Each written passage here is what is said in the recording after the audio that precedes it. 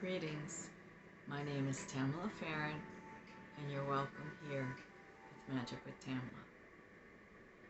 Today, candles are lit, blessing the house within.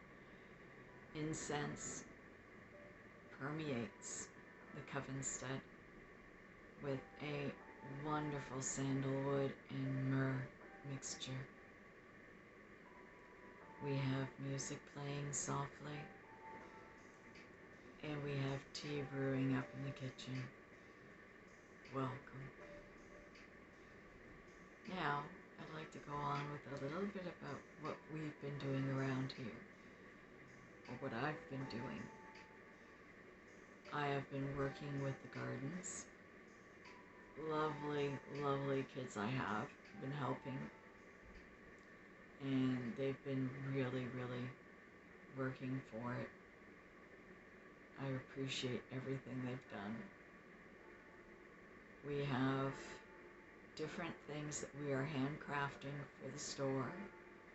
We're putting an online store up, and I've been doing everything from making poppets to mojo bags to keychains for protection. I've been doing all sorts of talismans and tarot bags and runic bags and even bags for the bones.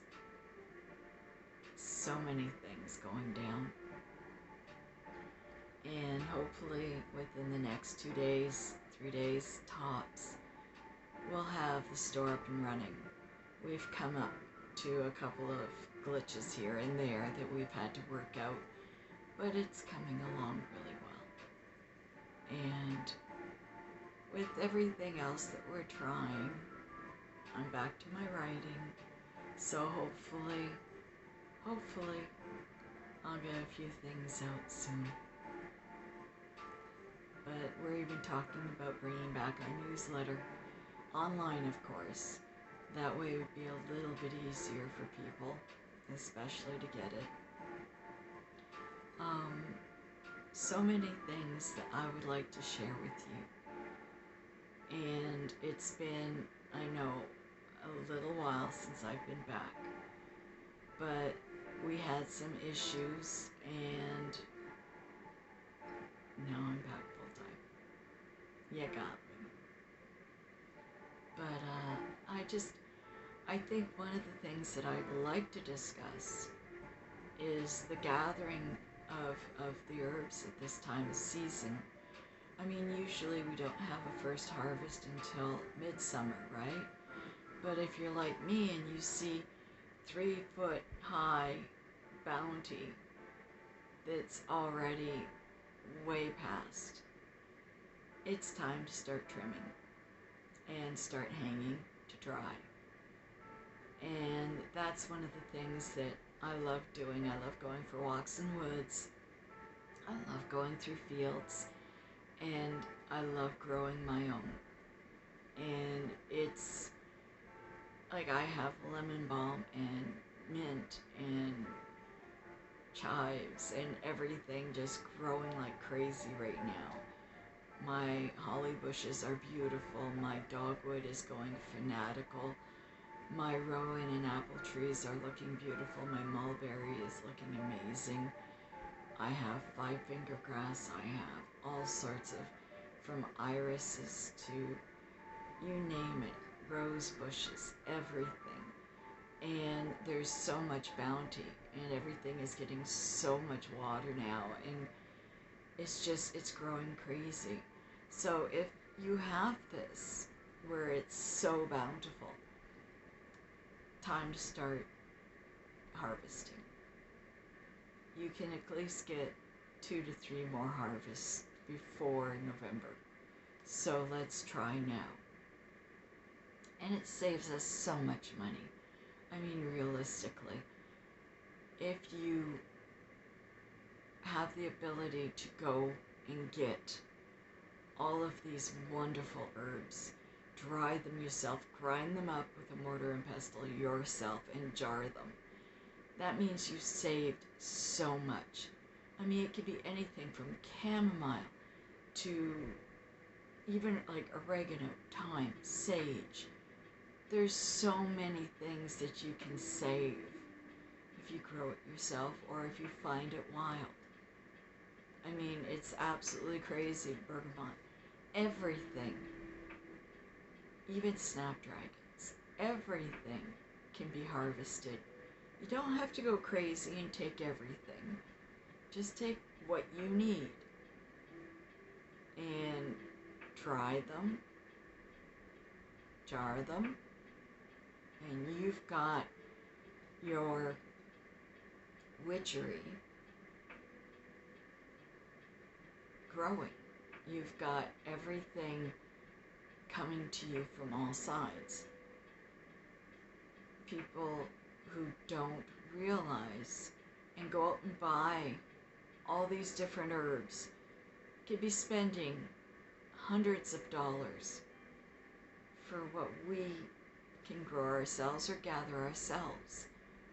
I mean, it's absolutely insane. Why would you want to do that? So, unless, and you know what's really cool about this too? You can trade with friends. Say you have an overabundance of mint and somebody has an overabundance of mugwort. You can trade either plants or you can trade harvests. And that's amazing to get on that kind of contact with other witches. And you know, sometimes they don't even have to be witches. They can just be people who like teas or herbs for cooking and are willing to share theirs with you. And that's what makes it so much connected, so much, is we share, we help one another, we work with one another. And everybody comes out on top. Everybody makes a great stash of herbs for magic. And that's what it's all about. I mean, I can remember as a child going to my Mimes and Pepes for Sabbath, and everybody that walked in the house, we had a big family, had a wicker basket full of tokens. And these were specialties that they made, whether they were herbal soaps, or they were incense, or candles, or there were so many things. And everybody chose to gather smudge sticks even and make their own thing that they enjoyed. And they would bring a bunch to the house, to my grandmother's house, my Mimes. And before you left that day, you had a basket that you would fill, literally, a huge laundry basket that you would fill. And you would take one of each out of each basket. And when we would leave, that basket was like this high over. It was amazing. And people tend to forget this. You know, they tend to forget that if we share, we all benefit. You know, it's like when we have our coven over and I put up a table and everybody that walks in puts down something on the table that they no longer have use for. And it's up to anybody else there. Say, I put down a couple of stones, but somebody else walked in with a couple of really beautiful candles, handmade candles, and I could really use one of those. I'll go and I'll take one of those. I've already gifted something, and now I've taken something. And everybody benefits. And it's really, really rare that everybody leaves and there's something still on the table. It's because we have that ability